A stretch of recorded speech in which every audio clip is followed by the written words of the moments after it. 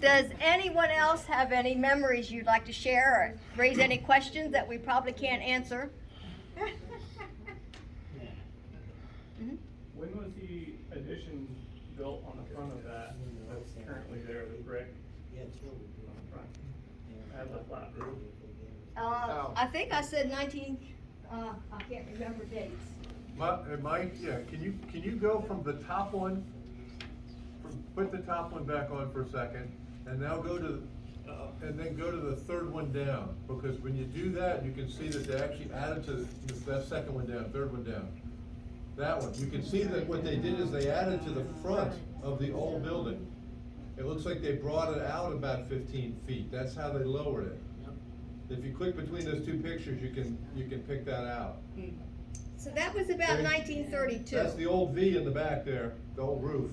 And that's that old roof. It looks like they added about 15 feet. And if you look at a side shot, which I just brought up on my phone, right there, you see the separation between the new front and the old back. So that's how they did it. Those stairs would have been presumably under that front section, if they ripped them out, obviously. But that's how it was done. Because I was sitting here looking at the pictures, trying to figure out how they did that with that building. And then when I saw that number 3 picture, I was like, that's how they did it. Did the same thing.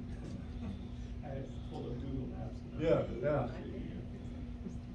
When this is an article out of the Damascus Courier, or the Mount Airy Courier, because that says after he paid $2,500 and said, Mr. Rudy said, I'll take it. That was in cash.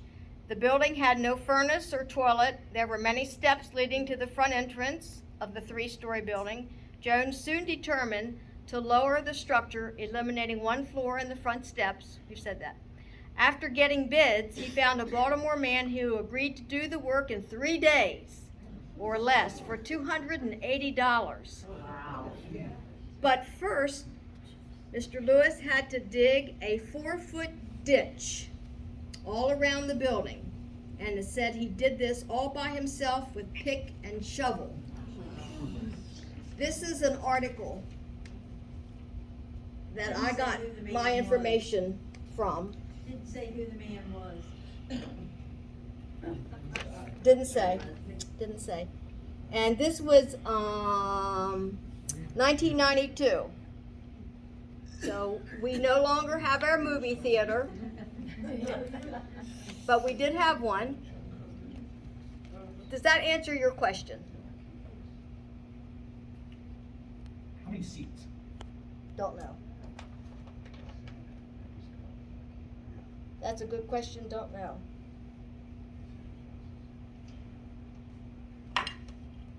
Okay, do you have some pictures then? Sure. What's there now? What's in that part now? Mount Airy Auto Parts, and then El Mana was there for a short period of time. Groceteria was down below. Up above was the Masonic Lodge, I think. They would have meetings up there. And of course, Betty Eifert, there were apartments at one time. People lived in those apartments. So it's been many things. I did fail to mention something. When I was a child, I don't know what age I was, but my father was a letter carrier in the post office. For some reason, he took me to work with him one day, and I had this distinct memory of a sloping floor, and he was standing at a sorting rack, racking up mail, and I wondered why the floor was sloped, and later on I asked him what that was about, and apparently all the sorting racks for the letter carriers were in the area where the sloped floor was. But I thought it was strange to be working in a room with a floor that was sloping.